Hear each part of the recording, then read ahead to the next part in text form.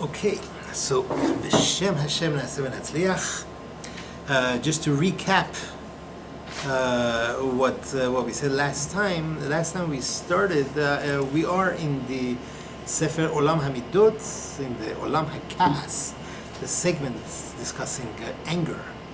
And we were looking at different tips how to come over anger.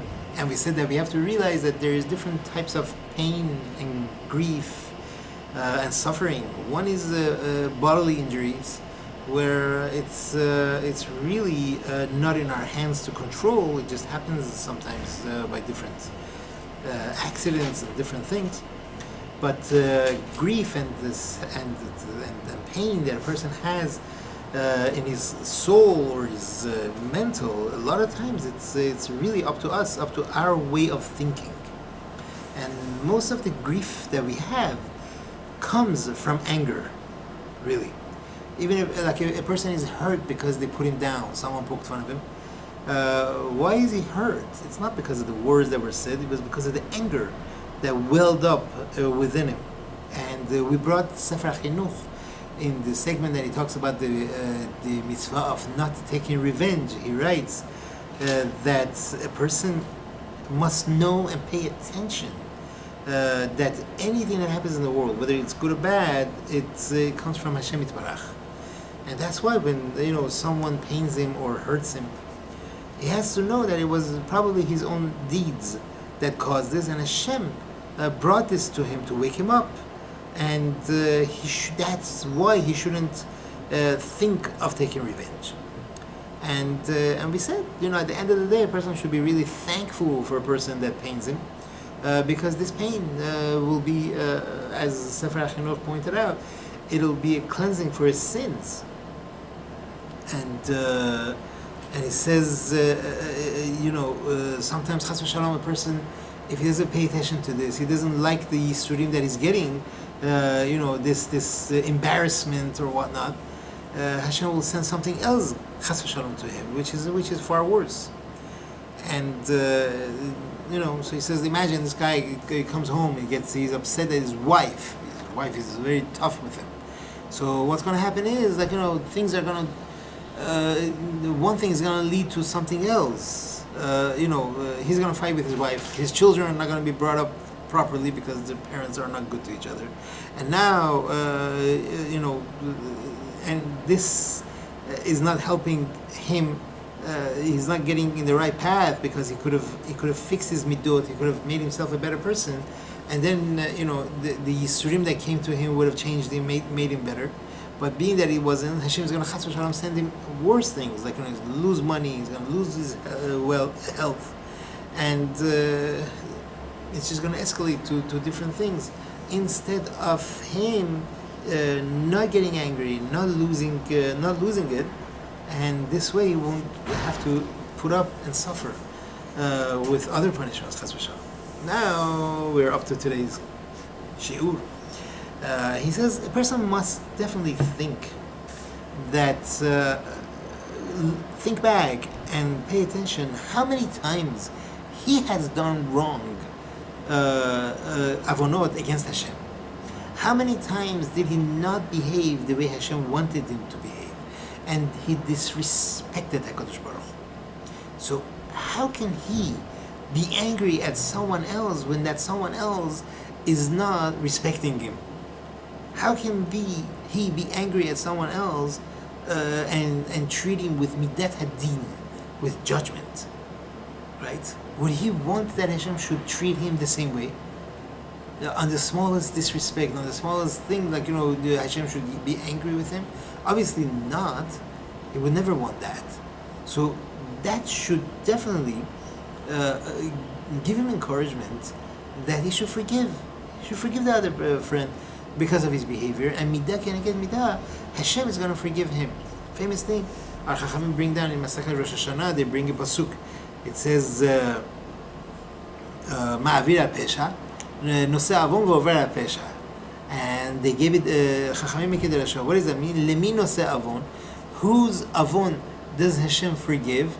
The one that's Ma'avir al-pesha, the one that lets go of someone else's faults. Someone did something against him, he lets it go, allows it to go, and such a person, Hakadosh Baruch Hu is going to be noseh avon, is going to forgive his sins.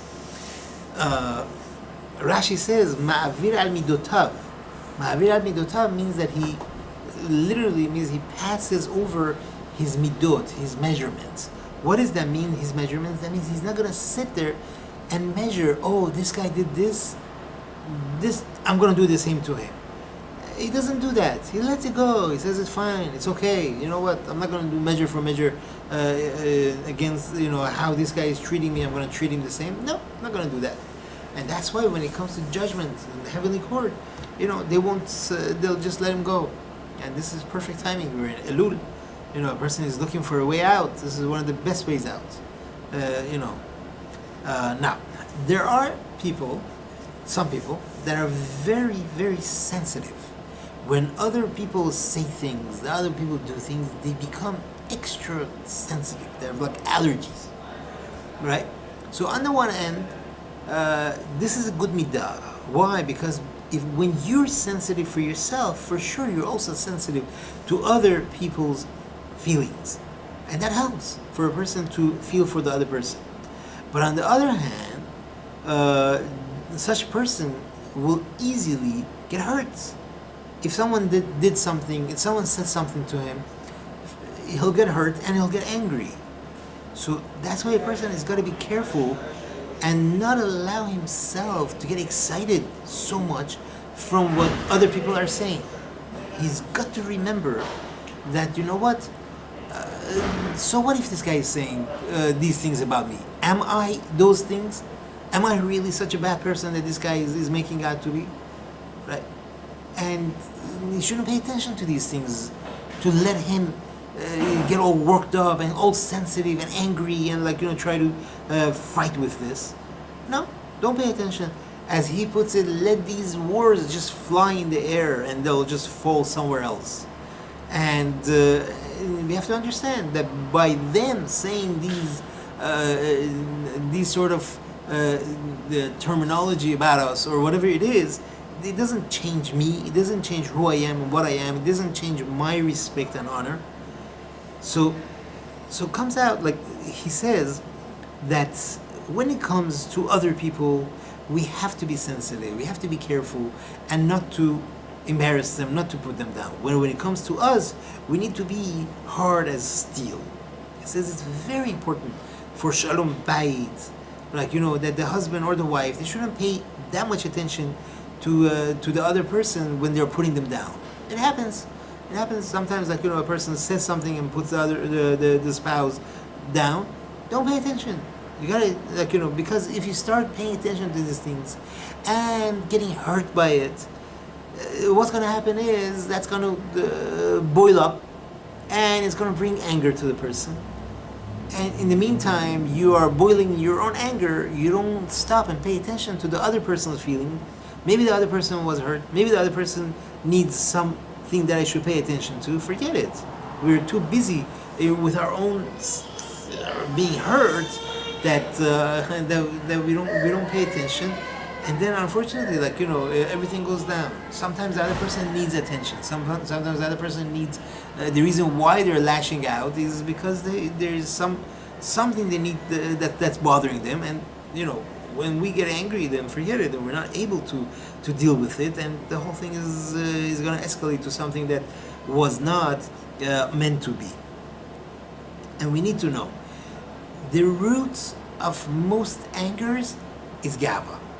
The root of most angers is arrogance, because a person feels, how dare this person talk about me like this? How dare he not listen to me? I gave him such a great advice. I told him to do this and he's not listening to me. How dare he do that? So that stems, from gava, from arrogance. And reality is a person should laugh at himself. How can I get angry at such a thing that, they're not respecting me by listening to me, by not listening to me. Now, there's another type of anger that you're not angry at anyone in particular, but you're angry at a situation that you're stuck in. Example: you're driving on the 405, or I can't say driving on the 405. You're sitting in the 405, right? And you start getting angry, getting really angry, getting really upset. Who is he angry at? Who's the person angry at? Sometimes, yeah, the car ahead of me, like, whatever, he cut me off. But chas v'shalom, sometimes you're angry at Hashem. What else could you be angry at? You gotta find, what a person would be angry at. But why is he angry? The only reason why he's angry is because things aren't going the way he wants it to go. That's it. But when you think about it, when you put time to think, you say, this doesn't make sense. This is foolish, right? Chazak Baruch, you're angry. Why are you angry? Because things aren't going the way you want it to go. So, number one, what we said before, that over here the pain and the anger is not because you're stuck in traffic. You're angry. You are pained only because of the anger that welled up inside. But what do you gain? We don't gain anything. Okay, you're getting angry. The anger is not going to resolve anything. It doesn't change anything. That's number one. And number two, the whole anger is built on a mistake. Because we need to know not everything in the world is going to be the way I want it to be. That's how it's going to be, right? People make a mistake. They think that everything needs to go the way I want it, and if not, we're in trouble. Then it's wrong, we're in trouble, it doesn't make sense. He says, again, we'll go back to what we said, it's again arrogance. So what should he do? The person is stuck in a situation that he doesn't like. Number one, he needs to calm himself down. Calm himself down and to stay in his tranquil state. Right? He needs to make sure that he's got to relax. Understand that anger is not going to resolve anything. It's not going to help him at all in the situation that he's in. And all it's going to do, it's going to hurt him. He's the only one that's going to be in pain. Anger is going to well up inside him. Anger is going to bother him, and it's not going to do anything with help him. Sometimes you're sitting in traffic. This guy is sitting just honking. Just honking. Why are you honking? Because he doesn't like something. The smallest thing he doesn't like, he starts honking. Why? Because he wants to show the other people that he's angry. Chazak Baruch, you're letting out your anger, but you're bothering everybody else. Right? Now, sometimes a person is in a rush. He needs it urgently to get to somewhere. But okay, it's true. But how does anger help? How does getting angry, getting upset, how does that help? It doesn't help him. It just hurts him. That's all that's going to happen. And at the end of the day, it's not the end of the world. Right? There are things, chas v'shalom, a lot worse. And by tomorrow, you'll forget it. If not tomorrow, the next day or the next couple of days, it's going to be forgotten. And over here again, there is no good reason for a person to be angry. Right? And another point here is that it's a perfect opportunity for us to be able to perfect our midot. Perfecting our midot and to be mechaper avonot. That's what a person should think. Okay, you know what it is? I'm stuck in traffic, kaparat avonot. I'm stuck in traffic, now is a perfect time for me to work on kas, on my anger, on my patience, that I should not get angry and I should have patience. On the other hand, many times we ourselves are the cause of the anger by the pressure that we put ourselves into. For example, let's say we need to be at a certain place at 10 o'clock. So in our mind, we organize that there's a decision made that I should be there at 10 o'clock, yihareg v'al ya'avor. That this is this is how it's got to be. So what's going to happen? If we see that that we're gonna be a little bit late, that's gonna flare up the fire. We're gonna get angry. Again, we built that clock in our mind. We made it, and it's all our own doing. That I got to be there exactly sharp at 10 o'clock. Okay, and it doesn't work. That's it. It's a horrible. It's how do they call it? Armageddon. And that's it. We will get filled with anger. Chas v'shalom. He says this is a big test, especially for people that are very organized, people that are very neat and organized. But we have to remember, our job is to always put everything, our midot, in the scale. On the one hand, it's great, it's recommended, it's amazing to be neat and organized and on time. It's very good. On the other hand, what's important is our tranquility. What's important is our peace of mind, right? Okay, even if this organization, even if our plan didn't pan out, even if things didn't happen on time, okay, it still doesn't mean that you shouldn't be calm. It still doesn't mean that you shouldn't be comfortable with yourself. So what should we do? We have to play a game in our mind. For example, if you want to leave at 7, so in your mind, you have to prepare yourself to definitely leave at 7. But in the back of your mind, you have to say, you know what? I'll be happy if I leave before 8. That's what we have to do. We have to give ourselves that trick. Then what's going to happen is, even if you're going to be late, right, there is no anger here. Still calm. You know what? Yeah, it's still not 8. I'm still good. That's one of the tricks that a person should pick up and do that. And overall, this is definitely a great foundation. Ba'alei Musar bring this in many safarim I saw. That the more a person lowers his expectations, the happier it's going to be. Whenever a person has high expectations, unfortunately, it's going to really bother him. Things are really going to bother him. When he lowers his expectations, not only things aren't going to bother him, he's going to be a happier person. Example.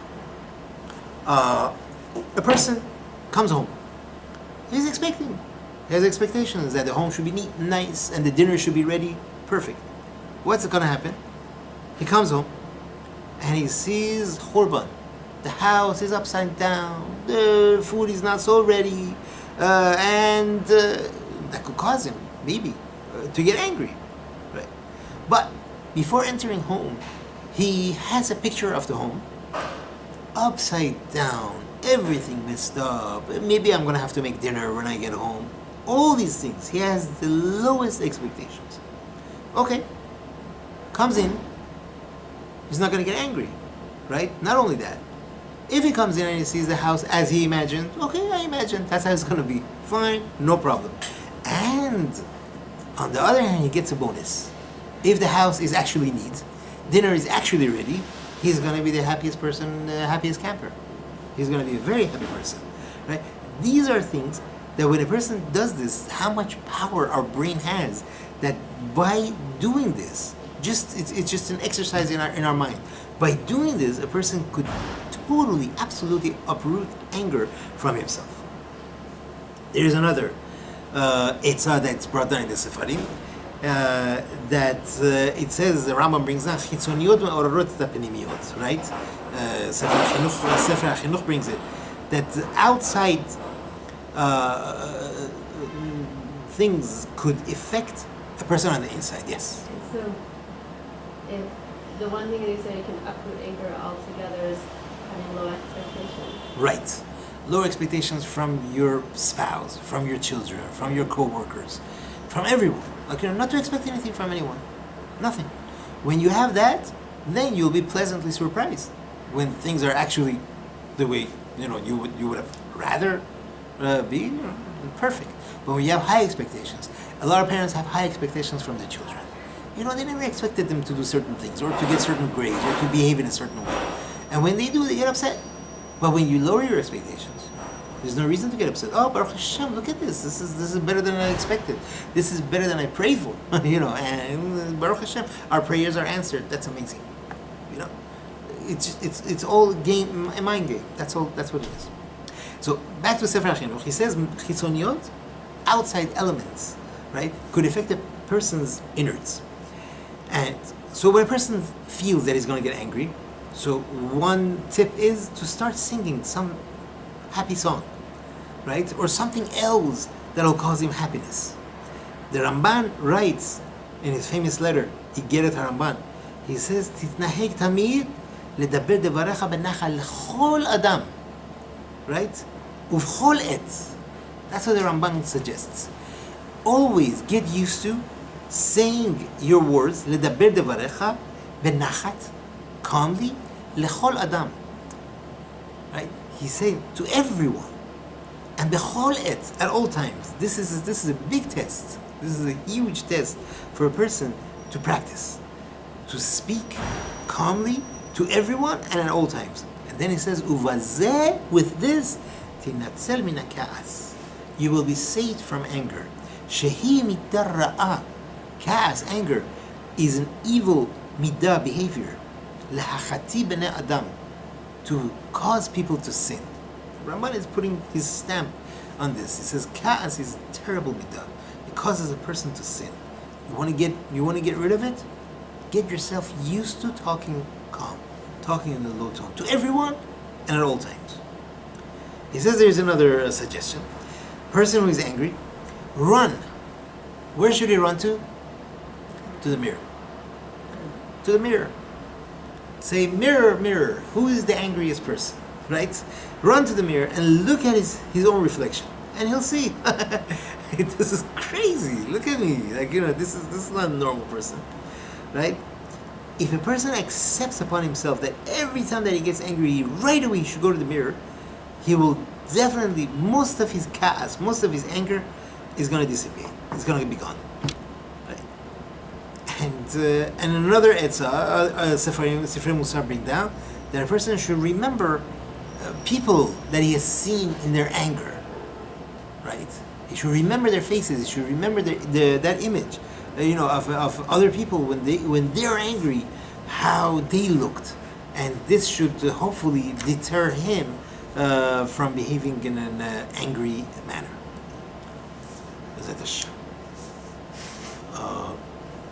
Okay, let's do some halachot kashrut. How much longer until Ka'as is? Ka'as, I think there is 2 more. Oh, this was a long one. Yeah, He Ka'as. has a lot to sing on. Yeah. I think 2 more, or maybe 3. Bad one. It's a bad one, and it Yeah. seems to be... Yeah, he picked on good ones Yeah. to talk about. It's amazing. All right, so we are up to the halachot. As far as the last thing that we learned was about is one allowed to have the parv ice cream. Nowadays, it's abundant. No one's going to mistake and think, oh, these people are having dairy ice cream. One thing that we have to remember: just make sure. Sometimes we miss that chalavi stamp on the ice cream, on the what we thought was parv ice cream, and then it's trouble. There has been cases reported as such. Now, what about after a person eats dairy? How much should they wait? So let's first see what the Shulchan Aruch says. After a person eats dairy food, what he needs to do is kinuach. That means to eat something else, like a piece of bread or a cookie or something that'll clean his mouth. And he must wash his mouth with a liquid. Then, right away he could eat meat, right? Even if what he ate contains hard cheese, right? Like mozzarella, pizza, and the like, lasagna, all these things. If he has space between his teeth or holes in his teeth, he's got to make sure to clean them, because there might be pieces of cheese stuck in his tooth, and he's going to eat a steak in a minute, and that's going to be trouble. Milk, the person that drank milk doesn't even need to eat anything, just he needs to wipe his mouth with some liquid, and that's good enough. He could have meat right away. That's one. Now, all this said and done, the custom of Persians is, I believe, to wait some time. For milk, I think they say half hour. For like cheeses and yogurts and stuff, they wait probably an hour. So I'm not here to say, go against the minhag. We're learning what the halacha is, and if the minhag is to wait a little bit, let's keep it. Why change the minhag? Unless it's really necessary in some case. For kids, can we said for sure the other way around even, between meat and milk. But this between milk and meat, then we could also rely on that. A person had dairy.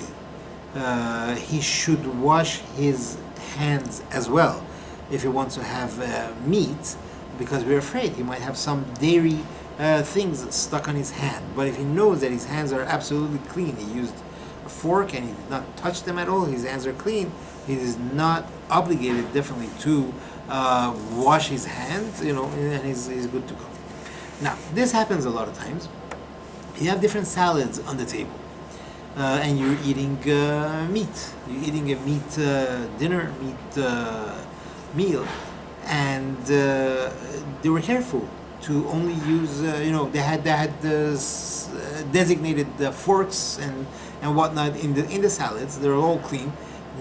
They were careful not to allow meat to touch them. Then you are allowed to use these salads, dips or salads, in a dairy meal, right? But if they weren't careful, they weren't on top of it, it was just, there was a big, Baruch Hashem, a big meal, and there were many people there, and, not necessarily they're careful, even, especially if there are kids around, kids, why should they be careful? So in that case, no, do not use these salads in a dairy meal. However, if he wants to just eat the salad, let's say right now he wants to eat the salad, and then in like 10 minutes he wants to have some dairy thing. Okay, let's say for lunch they had these salads, and then dinner time already, 6 hours later, he has the salad. He loves the salad. The salad was great, and now he comes and says, "Can I have dairy now?" For sure, because the whole thing was a safek. It's a safek derabanan. So we're not saying for sure that this is meat. We're saying it's a safek. Maybe something touched it, or so on and so forth. Therefore, if afterwards he wants to have dairy, he's allowed to. We don't say that this is 100% meat. No. What about bread? He has sliced bread that was on the table at a meat meal. He should not eat them in a dairy meal. Why? Because being that they're sliced, people touch them. But if it's a whole piece of bread, not sliced, then people won't just touch it. People that want, they will slice it. Then you are allowed to take from that whole bread in a dairy meal, because they were careful that the meat things should not touch them. The same thing goes if you have, let's say you cut up challah Friday night. Like, if there are little kids around, then I don't know if it's safe. But if they're all adults, and the challah is not scattered on the table, it's in a basket. And for sure, nobody touched them with the dirty hands, no choresh or cholent spilled on them. You could use them with a dairy meal. That's okay, because that it didn't happen. Salt shakers. There are salt containers that sometimes they put on the table, when they make hamotzi, and it's like 2 bowls, they have these things that they dip their bread in. Those would not be recommended to be used for a meat and a milk meal, because sometimes the person's hands are not very clean and he wants to take salt. It could have cheese on it, it could have meat on it. So definitely you should have separate ones for cheese, for dairy and for meat. But a salt shaker, right, that is covered, right, that you don't have to have separate ones for dairy or meat. The same one could be used for both. Spices. It is a very, very good idea for a person to be careful to have different spice containers for meat and for dairy. Reason being, let's say you have these things like of turmeric, right? And you want to use it in the thing, and you want to use the same one for dairy. So the ze'ah, the steam from the food, goes up into this thing as you're pouring the spice. And then the next time you want to use the same spice, this thing has got spice of beef stew coming into it, and now you're going to use the same spice. Garlic powder is a prime example. Use garlic powder, let's say in cholent, and the cholent is already steaming. And then you're making some dairy dish, you want to pour the same thing.